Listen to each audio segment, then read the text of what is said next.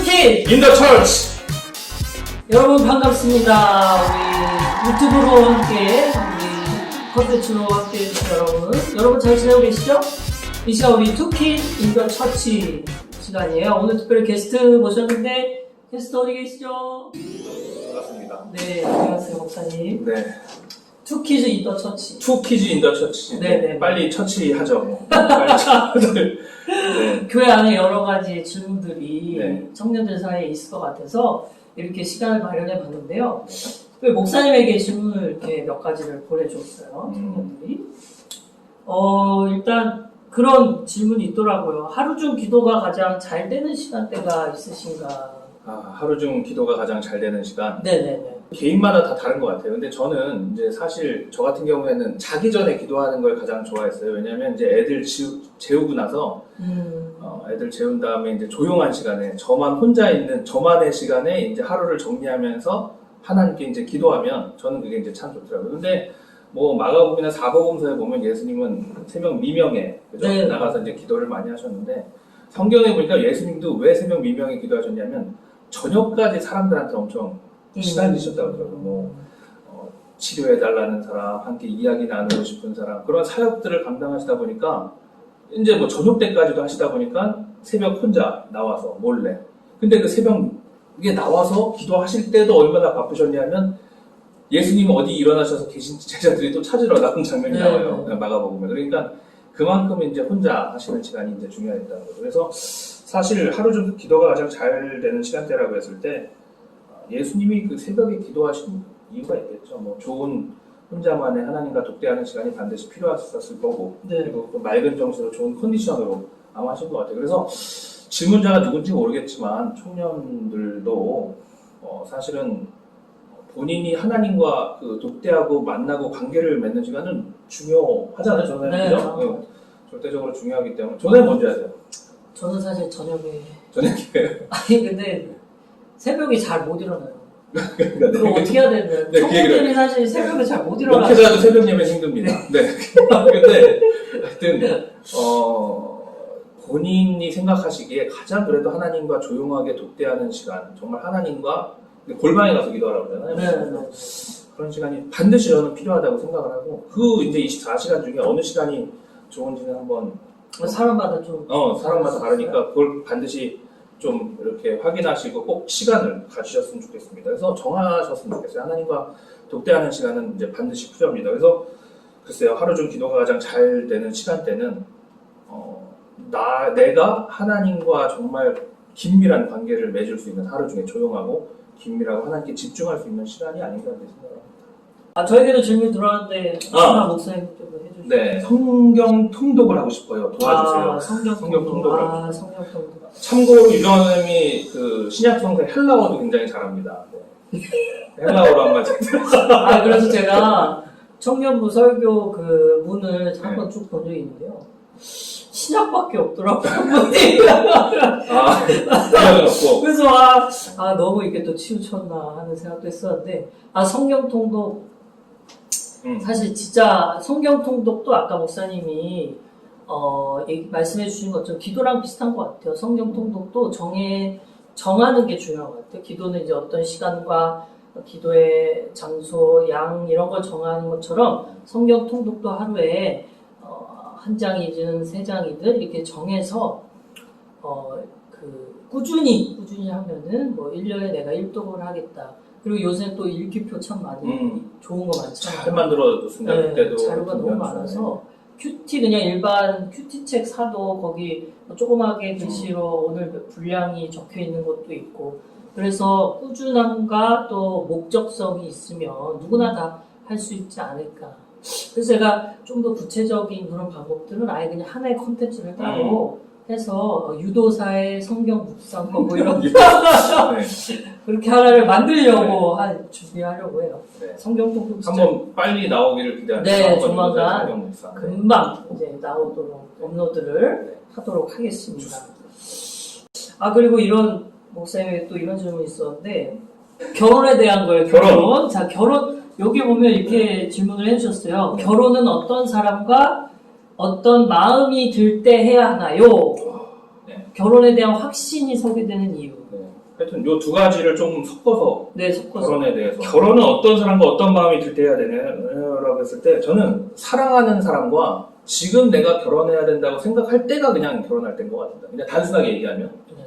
근데 이 사랑한다는 것도 이것저것 제일 그것들이 없는 거죠. 그냥 사랑하면 그냥 너무 결혼을 하고 싶어서 그리고 결혼을 하게 된다는 거죠. 근데 저는 이제 그냥 답은 없는 것 같고 제 경우를 말씀드리면 저는 이제 38에 결혼을 했는데 늘 이제 강조할 때 저는 처음에는 결혼을 늦게 할 줄 몰랐어요. 근데 이제 하다 보니까 정말 늦어져서 이제 늦게 했는데 그때 보니까 이제 나중에 한 35대니까 초조해지더라고요. 난 결혼 못하는. 그러니까 혼자 목회를 하면서 살 팔자인가 이제 이렇게 생각을 했다는 거예요. 그러면서 이제 기도하기에는 그 시간이 이제 얼마 남지 않은 걸 알고 하나님께 진짜 절실하게 그냥 해야 되겠다. 이건 목회를 하려면 그래도 보니까 안 하면 목회가 안 될 것 같고 그냥 죽어도 반드시 해야 되겠다고 하나님께 매달리면서 기도를 했던 것 같아요. 네. 제가 이제 정해놓고 근데 다행히 38에 결혼을 해서 39에 아이를 낳았는데 그 기도 제목 중에 하나도 40 전에 기도를 해서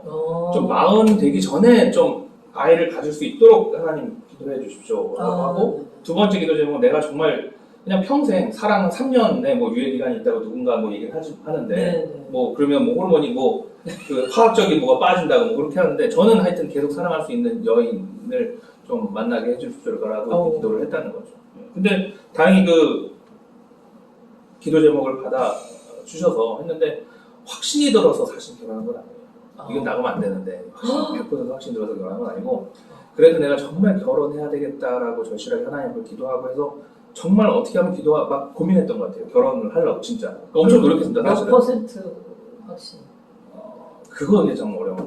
우리 부모님은 60%만 돼도 이제 한 35세 야 너는 결혼 60%만 되면 하는 거야 라고 저한테 얘기했는데 제가 반대로 우리 부모님한테 질문했단 말이죠. 아니 그럼 어머니 아버지는 60%가 돼서 결혼했습니까? 그러니까 그거에 대한 답변을 안 주시더라고요. 근데 결혼은 100% 120%가 돼야지 난 결혼해야 된다고 생각해요. 근데 조건을 이제 하나씩 빼는 거죠. 나이가 들면서 이제 빼야 되잖아요. 내가 나이가 드는데 뭐 나랑 나이가 비슷한 사람, 뭐 외모도 될 수가 있고 물론 신앙은 뭐 기본적인 거고요. 신앙, 믿음, 뭐 외모, 가정 형편, 뭐 여러 가지 것들 있잖아요. 성격, 가치관, 뭐 그죠? 근데 그 중에 이제 하나씩 나중에 이제 빠지게 되는데 사람마다 이거는 절대 빼면 안 되겠다는 것들이 있을 거예요. 유정환 선생님 같은 경우는 결혼해야 되는 대상이 있으면 뭐가 또 있어야 될 것 같아요. 반드시. 뭐는 허락할 수 있고, 그러니까 요거는 좀 내가 있었으면 좋겠고, 요거는 인품에 대해서. 아니, 그러니까 인품도 다 포함해서, 진짜. 인품이 꼭 좋은 하나는 있어야 될 거. 그러니까 신앙은 무조건 있다는 전제하에. 그냥 뭔가 다른 사람을 대하는 게 뭐랄까요, 배려심? 이런 것이 좀. 배려심이 있는. 네네네. 여성분들은 요 아래 내는 전화번호로 주시기를. 그냥 저는 누군가 그러니까 저에게 잘해주는 것뿐만 아니라 다른 사람에게도 어떻게 하느냐 그런 거를 좀 보게 되는 것 같아요. 그걸 중요하게. 네, 그냥 보편적인 인품이 그런 데서 나온다고 생각을 해가지고. 중요한 이유. 네. 근데 이제 결론은 제가 이제 말씀드리면 정말 결혼을 하고자 정말 마음을 먹고 결정을 하셨으면 저는 뭔가 좀 새벽 예배도 나오셔서 한 달 과정이든지 한 20일이든지 결정을 하시고 좀 나오셔서 열심으로 정말 그 기간 동안에 그 배우자를 위해서 기도를 하시고 기도를 그럼 중요하게 생각하시는데 그런 경우 있잖아요. 기도라고 하면 발 사이즈부터 뭐 이런 엄청 구체적으로 해야 된다라는 사람도 있고 구체적으로 해야 됩니다.